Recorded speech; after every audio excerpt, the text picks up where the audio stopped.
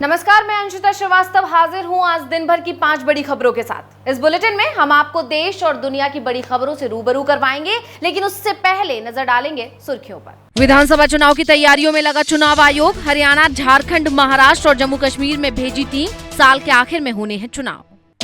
आंध्र प्रदेश विधानसभा का विशेष सत्र जारी। नवनिर्वाचित विधायकों ने ली शपथ। लोकसभा के साथ हुए थे विधानसभा चुनाव। नीट पेपर लीक मामले में जांच जारी। तेजस्वी यादव के पीएस प्रीतम कुमार से पूछताछ करेगी EOU. Deputy CM Vijay Sinha के दावे से गरमाई सियासत। तो सुर्खियों के बाद बात आज की सबसे बड़ी खबर की। अंतर्राष्ट्रीय योग दिवस के मौके पर देश ही नहीं दुनिया भर में लोगों ने योग किया। योग करते हुए सोशल मीडिया पर लोगों ने अपनी तस्वीरें और वीडियो साझा किए। पीएम मोदी ने इस बार श्रीनगर जाकर योग दिवस मनाया। वहीं उत्तर प्रदेश के सीएम योगी ने भी योग दिवस पर जनता को योग की खूबियां बताई। किसने क्या कहा, देखिए रिपोर्ट में। अंतर्राष्ट्रीय योग दिवस के मौके पर श्रीनगर से लेकर टोक्यो तक योग की गूंज सुनाई दी। आज 177 देशों में अंतर्राष्ट्रीय योग दिवस मनाया गया।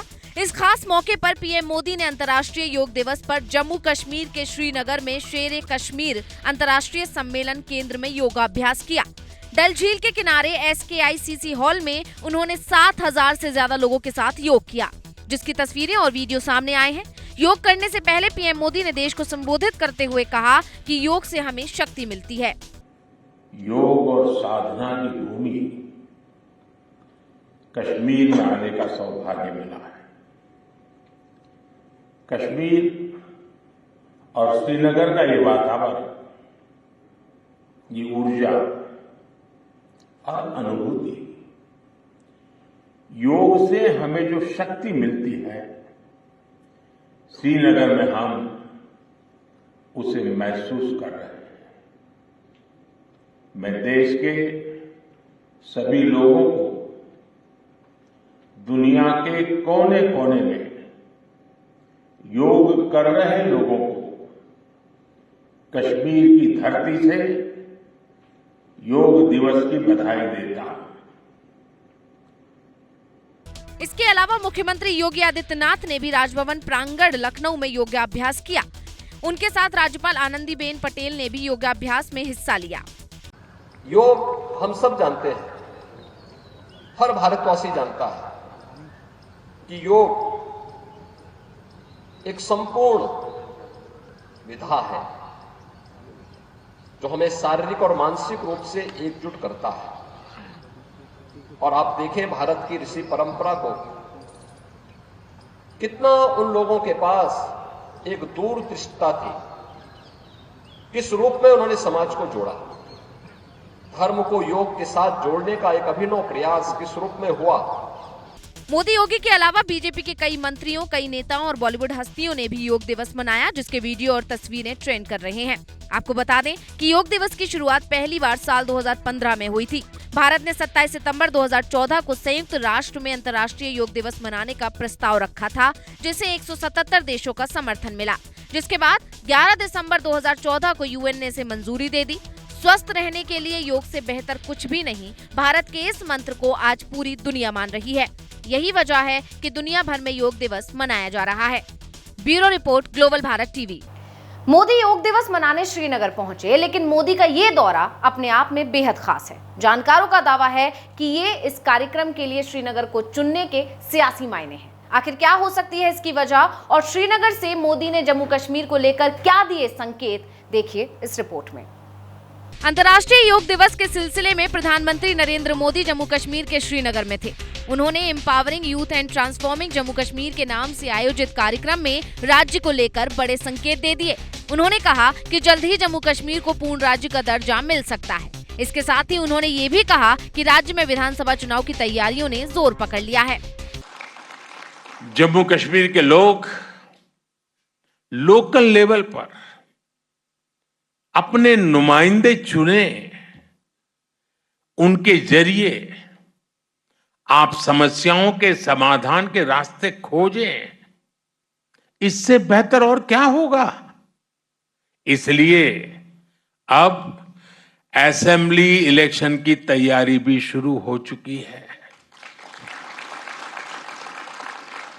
वो समय दूर नहीं जब आप अपने वोट से जम्मू कश्मीर की नई गवर्नमेंट चुनेंगे। वो दिन भी जल्द आएगा जब जम्मू और कश्मीर फिर से राज्य के रूप में अपना फ्यूचर और बेहतर बनाएगा। यानी मोदी ने अपने संबोधन में इस बात का संकेत दे दिया कि जल्द ही जम्मू कश्मीर पूर्ण राज्य बनने वाला है। दरअसल लंबे समय से जम्मू कश्मीर की जनता पूर्ण राज्य के दर्जे की मांग कर रही है। ऐसे में जानकारों का कहना है कि लोकसभा चुनाव के ठीक बाद और विधानसभा चुनाव से ठीक पहले मोदी के इस बयान के सियासी मायने हैं। दरअसल इस साल के आखिर में जम्मू कश्मीर में लोकसभा चुनाव होने हैं, जिसकी तैयारी में इलेक्शन कमीशन लग चुका है। इसलिए जानकारों का मानना है कि विधानसभा चुनाव के मद्देनजर ही वहां की जनता को लुभाने के लिए मोदी ने योग दिवस मनाने के लिए श्रीनगर चुना और वहां जाकर ऐसा बयान दिया। अब ये तो चुनाव के नतीजे ही बताएंगे कि मोदी का ये दाव कितना कारगर साबित होता है। Bureau report, global Bharat TV. Jammu Kashmir में पीएम मोदी वहां की जनता को लुभाने की कोशिश कर रहे थे। इधर आम आदमी पार्टी मोदी सरकार को तानाशाह सरकार बता रही है, साथ ही हरियाणा सरकार के खिलाफ हल्ला बोल कर रही है। आखिर क्यों आम आदमी पार्टी ने बीजेपी सरकार के खिलाफ खोला मोर्चा, देखिए रिपोर्ट में। दिल्ली सरकार की मुश्किलें कम होने का नाम नहीं ले रही है। एक तरफ सीएम केजरीवाल जेल में बंद हैं, तो वहीं दूसरी तरफ दिल्ली में बढ़ते जल संकट से सरकार बुरी तरह घिरी हुई है। इसी बीच दिल्ली सरकार और आम आदमी पार्टी को करारा झटका लगा जब केजरीवाल की रिहाई एक बार फिर टल गई।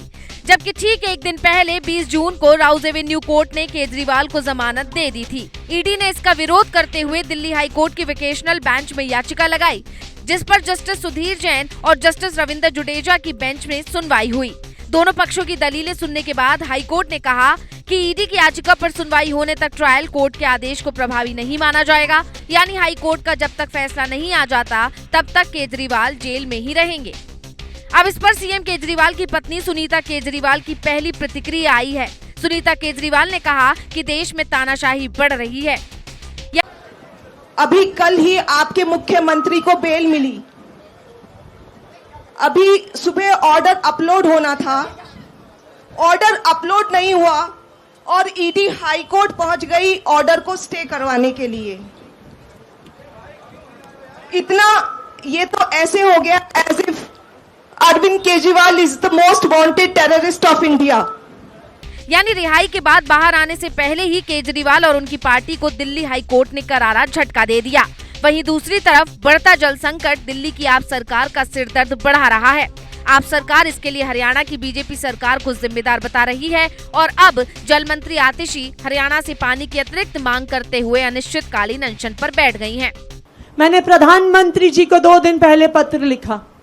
मैंने कहा कि 28 लाख दिल्ली वाले परेशान हैं, पानी की एक एक बूंद के लिए तरस रहे हैं। आप ही हमें हरियाणा से पानी दिलवा दीजिए। लेकिन पानी दिलवाना तो दूर की बात है, हरियाणा ने पिछले 2 दिन में और भी पानी रोक लिया। जहां 100 MGD पानी रोका हुआ था, कल के आंकड़े देखे तो 120 MGD पानी रोक लिया। इसी को लेकर सांसद संजय सिंह ने कहा कि भाजपा वालों के अंदर इतनी क्रूरता है कि वो दिल्ली के लोगों को एक एक बूंद पानी के लिए तरसा रहे हैं। और एक एक बूंद पानी के लिए दिल्ली के लोगों के लिए तरसा रहे हैं। आज उस पानी की लड़ाई के लिए आतिशी बैठी हैं। आपकी प्यास कैसे खत्म होगी, कैसे आपके हक का पानी आपको मिलेगा, इस सवाल को लेकर आतिशी बैठी हुई हैं। यानी दिल्ली में पानी को लेकर घमासान मचा हुआ है और जमकर सियासत हो रही है। Bureau report, global Bharat TV. Delhi की जनता जल संकट से जूझ रही है, इसलिए आतिशी अनशन पर बैठ गई है। अब ये जल संकट कब खत्म होगा ये तो देखना होगा, लेकिन मौसम ने दिल्ली की जनता को आज राहत जरूर दी। दिल्ली में बारिश होने से मौसम सुहाना हो गया और राजधानी की जनता को थोड़ी देर के लिए ही सही लेकिन जलाने वाली गर्मी से राहत मिली। गर्मी की मार झेल रहे दिल्ली और यूपी सहित कई राज्यों को बारिश होने से थोड़ी राहत मिली है। तापमान भी पहले से थोड़ा नीचे आ गया है। देश की राजधानी की बात करें तो दिल्ली में बीते कुछ सप्ताह में लोग गर्मी से बेहाल हैं। इस साल हीट वेव जितने दिनों का रहा है उसने बीते कई दशकों से रिकॉर्ड को तोड़ दिया। इस गर्मी में जितने दिनों के लिए हीट वेव की स्थिति देखने को मिली वो बीते 74 सालों में सबसे ज्यादा है। पिछले दिनों ही इस सीजन में दिल्ली का न्यूनतम तापमान 35.2 डिग्री सेल्सियस रहा, जिससे 60 साल पुराना गर्मी का रिकॉर्ड भी टूट गया। इसी तरह उत्तर प्रदेश की तपती धरती पर बूंदाबांदी होने से मौसम सुहावना हो गया।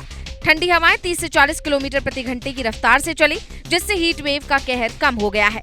जबकि प्री मानसून की बारिश 22 जून को होगी और 23 से 25 जून के बीच मानसून पूरे उत्तर प्रदेश में दस्तक दे देगा। अब केवल कुछ चुनिंदा स्थानों पर हीट वेव का असर दिखाई दे रहा है।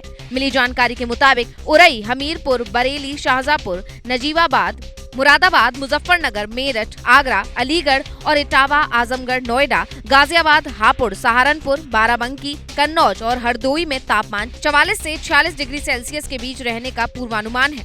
यहाँ का न्यूनतम तापमान भी 28 से 29 डिग्री सेल्सियस के बीच रहेगा, यानी इन शहरों में तापमान चढ़ेगा। और बुलेटिन के आखिर में बात रूस के बयान से परेशान हुए अमेरिका की। रूस लगातार अपने मित्र देशों के दौरे कर रहा है, पहले उत्तर कोरिया, फिर वियतनाम। पुतिन के दौरे ने पहले ही अमेरिका की नींद उड़ा रखी थी। ऐसे में वियतनाम में पुतिन के एक बयान ने अमेरिका की चिंता और बढ़ा दी। यही नहीं, तीसरे विश्व युद्ध का डर भी अब सताने लगा है। इस पर अब अमेरिका की प्रतिक्रिया आ गई है। क्या बोला अमेरिका, देखिए रिपोर्ट। दुनिया की दो महाशक्तियों अमेरिका और रूस के बीच विवाद किसी से छिपा नहीं है। ऐसे में जब रूसी राष्ट्रपति व्लादिमीर पुतिन पहले उत्तर कोरिया और फिर वियतनाम दौरे पर पहुंचे तो अमेरिका परेशान हो उठा। खासकर रूस और उत्तर कोरिया के बीच हुए सुरक्षा समझौते ने अमेरिका की टेंशन बढ़ा दी। अमेरिका ने इस पर गहरी चिंता जाहिर करते हुए कहा कि इससे पूरा कोरियाई प्रायद्वीप अस्थिर हो जाएगा। दरअसल अमेरिका की चिंता की वजह रूसी राष्ट्रपति का वो बयान भी है जो उन्होंने वियतनाम में दिया था। उन्होंने कहा कि रूस उत्तर कोरिया को हथियारों की सप्लाई भी करेगा। पुतिन ने धमकी देते हुए कहा कि जिस तरह पश्चिमी देश यूक्रेन को हथियारों की सप्लाई कर रहे हैं, उसके जवाब में वो भी उत्तर कोरिया को हथियारों की सप्लाई करेंगे। इस पर अमेरिका के विदेश विभाग के प्रवक्ता मैथ्यू मिलर ने कहा कि ये धमकी बेहद चिंताजनक है। इससे पूरा कोरियाई प्रायद्वीप अस्थिर हो जाएगा। ये इस बात पर भी निर्भर करेगा कि किस तरह के हथियारों की सप्लाई हो रही है। साथ ही ये संयुक्त राष्ट्र सुरक्षा परिषद के प्रस्ताव का भी उल्लंघन है, जिसका खुद रूस ने समर्थन किया था। हाल ही में दक्षिण कोरिया ने अपने एक बयान में कहा था कि वो अपने प्रतिबंध में छूट देकर यूक्रेन को हथियारों की सप्लाई करने पर विचार कर रहा है। इस पर पुतिन ने दक्षिण कोरिया को धमकी दी थी। इन तमाम घटनाक्रम को देखते हुए जानकारों का दावा है कि अगर ये सब इसी तरह चलता रहा तो वो दिन दूर नहीं जब दुनिया में तीसरा विश्व युद्ध छिड़ जाएगा। Bureau report, global Bharat TV. तो फिलहाल इस बुलेटिन में इतना ही। अब मुझे दीजिए इजाजत। देश दुनिया की ऐसी ही बड़ी खबरों के लिए देखते रहिए ग्लोबल भारत टीवी। नमस्कार।